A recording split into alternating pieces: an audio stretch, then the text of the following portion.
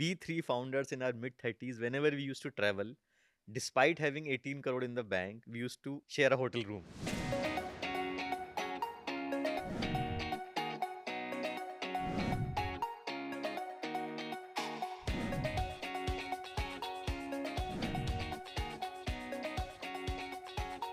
People don't love Indian brokers. A typical Indian broker will not help you the moment the deal is closed. He will just vanish from the scene. It should not be because you don't like your job, or you don't like your boss, or you did not get a good increment this year. You should start a startup only when you are convinced about this idea. A group of 70, 80 brokers attacked our office. The brokers started chasing women employees in the late evening.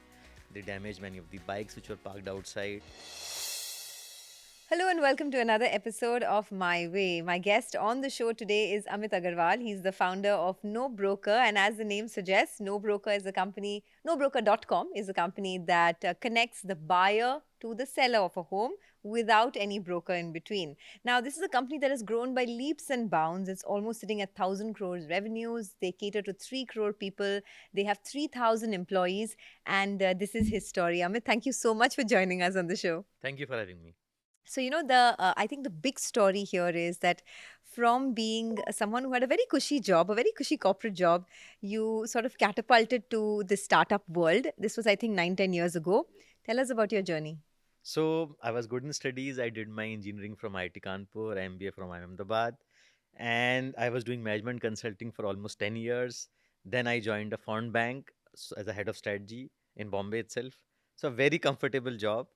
But then I started feeling that if I don't take any risk, then I will be in the same orbit of basically chasing jobs with higher increments. And I ended up giving an interview with another startup, wherein the founder who interviewed me and then selected me had this quote behind him on the wall by Mark Zuckerberg, which says, "Biggest risk in life is not taking risk." So I felt that when he can take risk, why isn't it that I am taking risk? So that was the trigger point, and then I left my job, and then me and two of my friends we started No Broker. So, from having a very cushy job in a bank to starting NoBroker, which is the first of its kind real estate prop tech firm, which is now a unicorn and which has a very different business model. How has the journey been for you so far? So the journey has had all ups and downs. So when we left our jobs and when we started No Broker, for more than a year, no one invested in us because the concept is very, very new. In the entire world, this concept has not been copied from US or China. So there is no one in the world that does non-brokerage in real estate. We are the only one. So when we started, the investors basically asked that if it is such a good idea, then why hasn't somebody else done it? We said we don't know, but people don't love Indian brokers, the real estate brokers. Some are good, but many of them don't provide great service and charge huge amount of money. So we think it should work in India. But there was a huge struggle because other startups haven't had a huge success in real estate. So it's a tough category to have. But then we started, we were funded, and then ups and downs happened. So for the first 5 years, we were extremely frugal. So we did not used to spend money at all. We three founders in our mid 30s, whenever we used to travel, despite having 18 crore in the bank, we used to share a hotel room, three of Okay. us with extra bed. So we were very frugal. But then slowly the compounding happened. I think frugality is a common trait of all startup founders, I've realized. No, no, you are right. And it's extremely important to respect money. So I know that many a times it is assumed that startup basically means burning a lot of cash and raising a lot of money. But respecting money is one of the core things which at least for no broker has worked well. So now you're sitting on almost 1,000 crores of revenues. You have 3,000 employees and you cater to 3 crore people across the country. What has the journey been for you like to reach this level, right? I'm asking in the sense, how many years did it take to reach this phase? What was the struggle period like? How long was the incubation period for the business? Sure. So the initial 1.5 years was when we started and when we started getting some bit of customers, but not much traction because we did not have much funds to market with. Then after our first funding, we basically, so there was no office. So then we established our first office, which was nothing but a simple house that we basically rented in Bangalore. And then one issue which happened was that a group of 70, 80 brokers attacked our office. We did not expect this, but I think many of the clients started saying that they will first try no broker. and then they will check with brokers. So it basically instigated couple of them, and so our office was attacked. Many employees were basically thrashed. They wanted to break computers. Thankfully, we called police and we were able to save that situation. But then, almost overnight, we had to vacate that office because the broker started chasing women employees in the late evening. They damaged many of the bikes which were parked outside. So we almost overnight we had to vacate, and we were in temporary office for next few months, which disrupted business. But it also gave the team a purpose that whatever we are doing is for good of common people. So that happened, and so those were basically couple of ups and downs that we faced. And how did you come up with this business idea? I mean, as you said, you don't have any peer even now, either in India or globally, right? So, what was that eureka moment for you? So my co-founders Saurabh and Akhil and me, all three of us had our independent experiences. So all three of us dealt with brokers in different cities, and we basically felt that why is it so that I am paying broker so much amount, a full 1 month of rent for renting and 2% for buy and sell, while he's only connecting two parties. So the question which we asked was that why can't technology do it? If in today's world I can send a Facebook request to anyone in the world, then why can't I basically connect a owner with a buyer or with a tenant? So we start with a very, very simple hypothesis. And because we have had no real estate background, so hence no baggage as to why it can't be done. So while everybody else said that why, how can you do it? Our question was why can't it be done? And As a pure, thankfully, from a pure customer perspective, right? You yes, looked yes. at it, which is, I think, the best way to do it. But what is the business model in the sense you connect the buyer to the seller? There is no broker in between, so the brokerage is eliminated entirely. But then, how do you make your money? So what we do is we started platform as a freemium platform. It basically means it's free plus paid. So as a default, as a owner, you come and you post your property on NoBroker for free. As a tenant, as a buyer, you can come and you can contact this owner directly. So there is no broker or brokerage in between. But if you want value added services, suppose if you want your property to be among the top slots as a owner, then you basically pay us a nominal fee, 3 4,000 rupees, a flat fees, independent of the price of the property. And as a tenant, as a buyer, if you want more contacts, premium filters, then you pay us a flat fees. Okay, so that's your business. Why this startup was, of course, started about 9 years ago. Since then, you have no competitors at all, no peers. So we have other real estate platforms which work with brokers, but there is no one who has done this. So we are the only one in India, and we are the largest one in the world. But why is that the case, you think? Because there's a very big broker nexus which is hard to crack. Is that the issue? Yeah. So one thing is that across the world in other countries, brokers are much more regulated. So there's an examination, there is law. In India, there is no examination. A pan-wala, grocery shop wala can also be a part-time broker, and they collect money in cash. So there's no income tax implication. There is no law which basically ask you to do certain step. And a typical Indian broker will not help you the moment the deal is closed. He will just vanish from the scene. So globally versus India, this is the problem. Within India, I think it is much easier to start a real estate platform by asking brokers to pay an advertisement fees on a platform. Building a C2C network is very painful. It takes years to basically get a good traction, because what you want is micro locality matchmaking. Suppose if you want a property in Bandra, you don't really care whether how many properties no broker has in Thane. You want only Bandra, that also today, that also X price. So this takes years. So I think it's building stuff. So, there's one more issue that you might face, right? In that sense, because see, brokers of the local community know who is buying, who is selling, where the, flats are opening up. But you as a platform, how do you do your research? Have you made any investment on that front? So what we basically do it, we have made it open for every owner, every buyer. And you'll be surprised that today no broker is the first port of call. So as an owner, I will give my property to broker, and I'll also post my property on no broker. Whichever, whoever does it faster, cheaper wins. Okay. And that's all that we want. And that's the thing that we have been chasing. Just visibility, right? Is Yeah. what the homeowner wants. And what the problem which a broker faces is that he's living in that street, as you rightly said. But it's very difficult for him to get a buyer or a renter from other city or from other part of the city unless that person actually visits. But now the searching process for buyer or tenant is now moving online. I'm not sure last time when you researched for buying a property, but I'm sure you first of all went to Google and Yes. searched for that property. So the search process has become online. And the moment you go online, you find us. While for a broker, you need to physically visit. So that's why we are able to rent out a property very fast. So now, especially now sitting in Bombay, within 4 to 5 hours, we are able to rent a property. Okay, wow, that's fast. And that's, but there is, of course, this human angle, right? Every time someone buys or sells something, they sometimes want that intermediary to do a lot of the dirty work, as we call it. So if you sort of are buying a house, then if there's a broker involved, all the legal, the paperwork, the running around is done by that broker. How are you solving that gap? So, for example, say in Maharashtra, if you need to do a rental agreement, you need to go to government office, get the thing done. In our case, you can get it done sitting at home. Okay. So on a Sunday, our guy will come with a laptop. He will take your Aadhaar card, thumbprint, biometric, click a photo. It will this data will match with government server, and all the rental process will be done completely offline. But having said that, there is no. You are absolutely right in saying that there are cases in which a broker adds value, and in those cases, so there are brokers who have been helping customers for generations. No one can take their business. And we also don't want 100% market share. We are very, very happy with 70% market share. Okay. So brokers who add value to their clients will always flourish.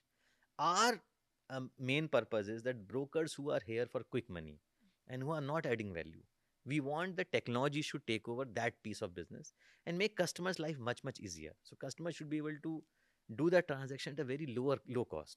What's the next leg of growth for the business? I do know that you are into aggregating of moving and packing as well. You're the largest aggregators in the packers and movers business. What else are you doing?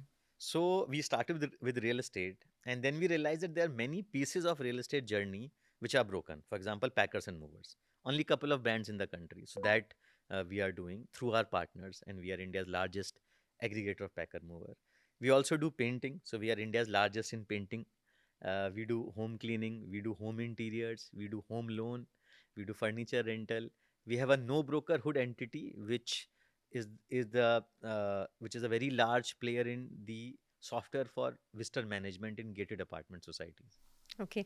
What's the biggest? Okay, this is about your business, but let's come back to your own journey, right? What has the biggest learning been for you from your corporate job to the success of your startup? So I think that people generally talk about perseverance and patience, but I think the learning which I have had is the emotional stability. So I'll explain you why.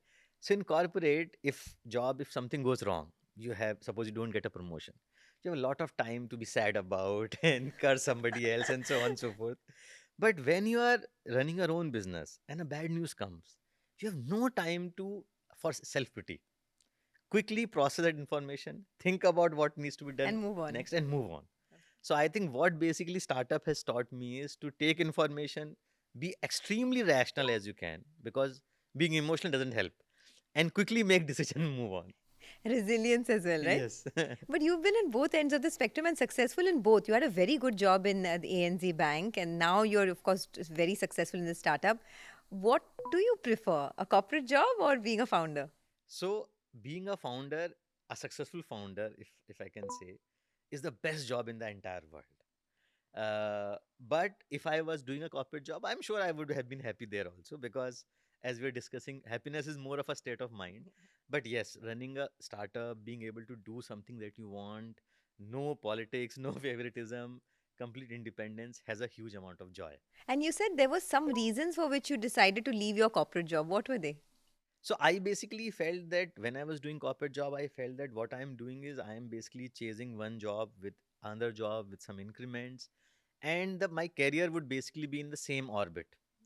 So I felt that if I want to change the orbit, it can only be done if I take risk. So the main decision point was that can you take risk? And generally, the startup founders, they take risk in their early 20s. When I started, I was mid 30s, and that is typically a late time to start your own journey. But I felt that if I don't start now, then I can perhaps never start. And I basically tricked myself into saying that even if I spend 2 years chasing it, that's still only 10 percentage of the work life. So I tricked myself into saying that let's give it a try. You convinced yourself that sab theek ho jayega. Okay, for all the young people out there who, I mean, startup has become like a sort of a sexy word now, right? Everybody wants to become an entrepreneur. Everybody wants to start a startup. What would your advice be to them? My advice would be a very, very practical advice. First is that before you start a startup, it should not be because you don't like your job, or you don't like your boss, or you did not get a good increment this year. You should start a startup only when you are convinced about this idea and you are sure that you want to dedicate 1 to 2 years to your life. So this is not a Shark Tank industry where you come and you quickly get success. It takes 9 to 10 years to really build something. So it's not a sprint, it's a marathon. So first of all, be sure why you are coming. Second, gather some money. Either you can gather it from friends, family. Make sure that your financials are in order. Because if you are a fundable company and if you're not able to raise money for next 1 year, 2 year, you should have enough cash to make sure that you can survive. Because business also requires money and your living expenses also requires money. And how long were you bootstrapped before you got funding? So we are bootstrapped for almost a year. And then the funding came through. Yes. So for a year, we did not have any office. And when I left my job, many people called me and said, "Hey, great, you are starting something of your own." But then you are just sitting alone in your home on your bed with the legs folded, seeing And some, there's no salary coming there every is no month. salary coming, and you are wondering, had you gone to office today, you would have made so much money. So all that hawa goes away. And you also have a family to feed. You were telling me that you had your second child on the way when you took this plunge. So it was a very courageous move at that time, I'm sure. Yeah, and you basically need a huge amount of support from your spouse. So my wife Priyanka is my IIT batchmate. And unless she had support, it is very difficult because startup journey, although from outside it seems as if it's a very confident, smooth journey, but it's filled of insecurity, anxiety, being unsure. And the only thing which basically works is perseverance, that you keep on trying. And if you survive long enough, then the luck factor basically vanishes. And then the skill factor takes over because the ups and downs, they basically even out. So the objective is to basically survive long and keep, if your idea is good, then keep on chasing it. But you need conviction with that idea as well, right? And in your case, there were no experiences, prior experiences to suggest that this could be a workable idea. So this is a tricky part, that if you are doing a startup, then most probably you are doing something which has never been done before. So how do you know whether this idea will work? And the investors also have a limited view about what they have seen. So I think the trick is that you ask customer. You ask customer that, if I offer you this, will you pay for it? Will you take this service? Customer is the final decision maker. Neither your friends nor investors, nobody knows. Only the customer knows. So when we started No Broker, we asked complete strangers that if there's a service like this, will you really use the service? They said yes. So I think the trick is that, first is if it can personally resonate with you, the cause, then your conviction is higher because you have personally faced that problem and hence you want to basically pursue it longer. And second, when you are in doubt, then ask customer, not investors. I do know a lot of young people immediately list their homes on No Broker before even, going and asking their neighborhood broker. So you have a great business model on hand. What is your next plan? I'm sure you're looking to do an IPO. By when? Any kind of timeline? So we are right now in 6 cities. So the objective is to basically expand to at least 20 cities. So, but yes, IPO is on the card. So I think in the next 3 to 5 years we would go to. And any plans to expand internationally? Right now, we think India is a very large market. Although we had done a small experiment in Philippines long time back, which was pretty successful, and we have an office in Dubai also. But the initial focus is India. It's a very large market. Okay, so the Indian market, what kind of growth are you seeing? Because this real estate space is very tricky. On one hand, it's growing. The premium end of the market is growing by leaps and bounds. But on the other hand, affordability is also a bit of an issue in the mass market and, affordable segment. Now interest rates are rising. Then there is this rapid urbanization that's happening. So there's so much supply coming into the market as well. What do you see as the dynamics of the So industry? I think, see, what happens is, one is consumer behavior. So Indian consumers love real estate. So if you look around this office also, I'm sure if you ask your colleagues, lots of people have bought houses or are applying to buy houses. Same thing happens in my office also. So real estate in general and versus Indians is a very, very big plus. Real estate generally sees a 10-year cycle. So if you would have noticed, 2000 2010 was a great time for real estate. Past 10 years were not that great. But from COVID onwards, again, the cycle is on the up move. Unfortunately, supply hasn't come much because of COVID. So right now, if you look at rentals in the metros, they have increased. Today is a seller's market where buyers are wanting to buy a good property, but the less properties which are available. So I think it's a 10-year cycle. We think the next 10 years are going to be really good for real estate. So hoping for the best. Yeah, that'd be good for you as well. Let's come back to, before we wrap up, right? Let's come back to the behavioral aspects of being a founder. I'm sure your relationship with money has changed a lot from being a corporate employee to now being a successful startup founder. What was your relationship earlier and what is it today? I think earlier the thought of 100 crores would basically mean a lot. But today we basically manage thousands of crores of funds on the behalf of investors for no broker. So I think the approach is to basically, I think have now started to respect money even more. Earlier it was just my own personal money and basically managing it. But now it feels a huge responsibility that investors across the globe have given you these funds and they have placed their trust in us personally and also in the no broker real estate and as a startup.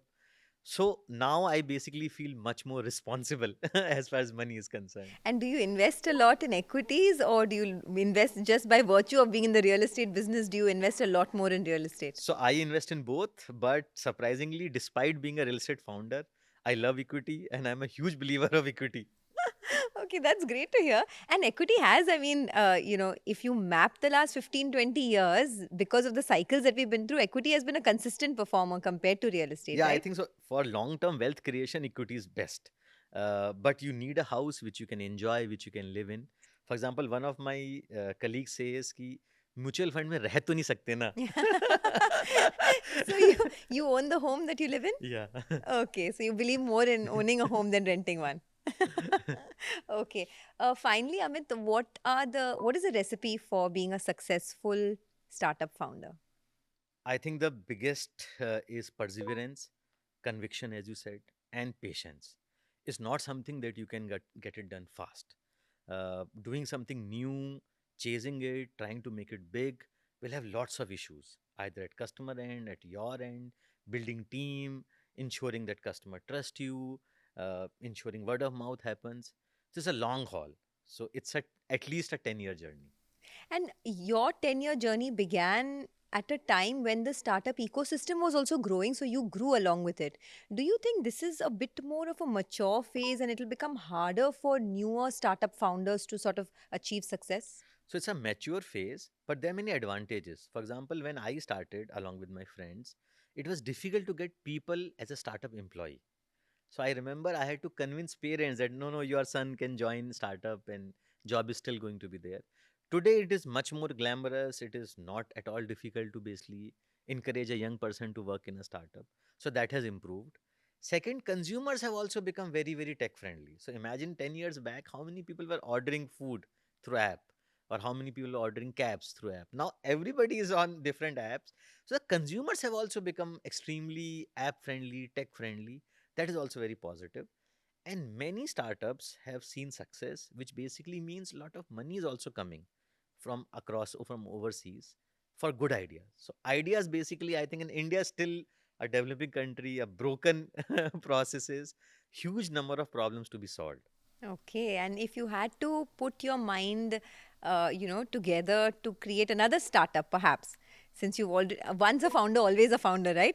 Any other new startup ideas that you're thinking of? So I think two, three areas which basically excite me. One is climate.